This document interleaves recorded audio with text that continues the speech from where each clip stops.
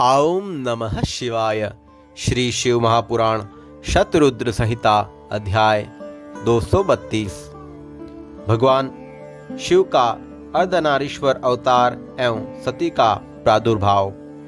नंदीश्वर बोले, हे तात, हे महाप्राज्ञ, अब मैं ब्रह्मा जी की मनोकामनाओं को पूर्ण करने वाले शिव के उत्तम अर्धनारीश्वर नामक रूप का वर्णन कर रहा हूँ, उसे सुने।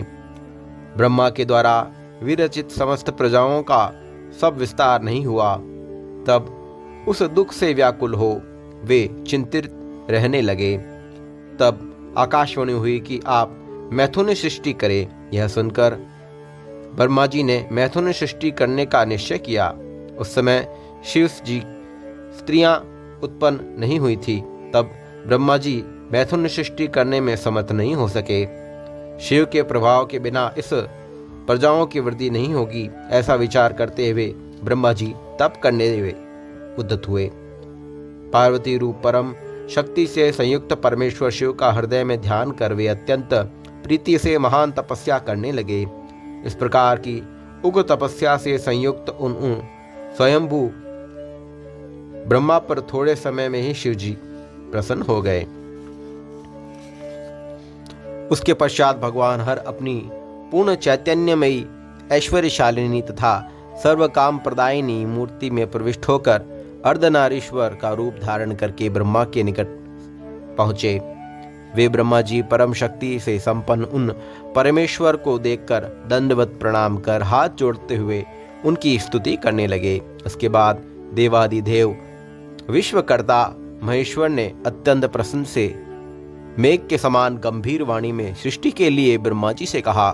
ईश्वर बोले, वत्स, हे महाभाग, हे मेरे पुत्र पितामह, मैं तुम्हारे समस्त मनोरथ को यथार्थ रूप से जान गया हूँ। प्रजाओं की वृद्धि के लिए ही तुमने इन समस्त तपस्या की। उस तपस्या से मैं संतुष्ट हूँ और तुम्हें इच्छित वर प्रदान करने ही आया हूँ।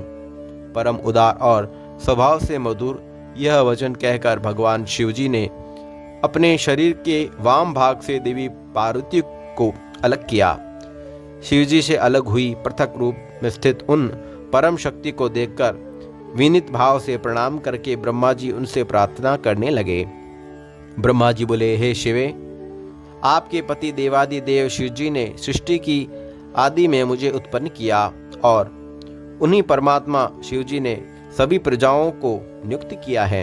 हे शिवे, उनकी आज्ञा से मैंने अपने मन से सभी देवताओं आदि की सृष्टि की, किंतु बार बार सृष्टि करने पर भी प्रजाओं की वृद्धि नहीं हो रही है। इसलिए अब मैथुनी से होने वाली सृष्टि करके ही मैं अपनी समस्त प्रजाओं की वृद्धि करना चाहता हूँ। आपसे पहले शिवजी के शरीर से स्त्रियां का अविनाशी समुदाय उत्पन्न नहीं हुआ, इसलिए मैं उस नारी कुल की सृष्टि करने में असमर्थ रहा। सभी शक्तियां आपसे ही उत्पन्न होती हैं, इसलिए मैं परम शक्ति स्वरूपा आप अखिलेश्वरी से प्रार्थना करता हूँ। हे शिवे, हे माता, इस चराचर जगत की वृद्धि के लिए नारी कुल की रचना करने का सामर्थ्य प्रदान कीजिए। हे शिव प्रिय, आपको नमस्कार है। हे वरदेश्वरी, मैं आपसे एक अन्य वर भी प्रार्थना करता हूँ, मुझ पर कृपा कर उसे प्रदान करें। हे जगन माता, आपको नमस्कार है।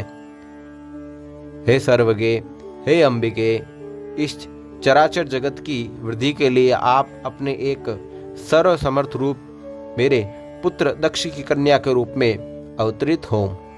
ब्रह्मा जी द्वारा इस प्रकार की याचना करने पर ऐसा ही होगा, यह वचन कहकर देवी परमेश्वरी ने ब्रह्मा को शक्ति प्रदान की। इस प्रकार यह स्पष्ट ही है कि भगवान शिव की परम शक्ति वे शिवा देवी विश्वात्मिका स्त्री पुरुषात्मिका है। उन्होंने अपनी भुवों के मध्य से अपने ही समान क्रांति वाली एक दूसरी शक्ति का सृजन किया। उस शक्ति को देखकर देवताओं में श्रेष्ठ कृपा सिंधु लीलाकारी महेश्वर हंसते हुए उन जगन माता से कहने लगे। शिवजी बोले, हे देवी परमेश्वरी, ब्रह्मा ने तपस्या के द्वारा आपकी आराधना की है, अतः आप प्रसन्न हो जाइए और प्रेम पूर्वक उनके सारे मनोरथों को पूर्ण कीजिए। तब उन देवी ने परमेश्वर शिवजी की आज्ञा शिरोधार्य करके ब्रह्मा जी के प्रार्थना अनुसार दक्ष पुत्री होना स्वीकार कर लिया। हे मुने, इस प्रकार ब्रह्मा को अपार शक्ति प्रदान कर वे शिवा शिवजी के शरीर में प्रविष्ट हो गई और प्रभु शिव भी अंतर्ध्यान हो गए। उसी समय से इस लोक में सृष्टि कर्म में स्त्रियों को भाग प्राप्त हुआ। तब वे ब्रह्मा जी बहुत प्रसन्न हुए और मैथुन सृष्टि होने लगी। हे तात, इस प्रकार मैंने आपसे शिवजी के अत्यंत उत्तम और सज्जनों को परम मंगल प्रदान करने वाले इस अर्धनारी और अर्धनर रूप का वर्णन किया। जो इस निष्पाप कथा को पढ़ता अथवा सुनता है वह इस लोक में सभी सुखों को भोगकर परम गति प्राप्त कर लेता है। ओम नमः शिवाय।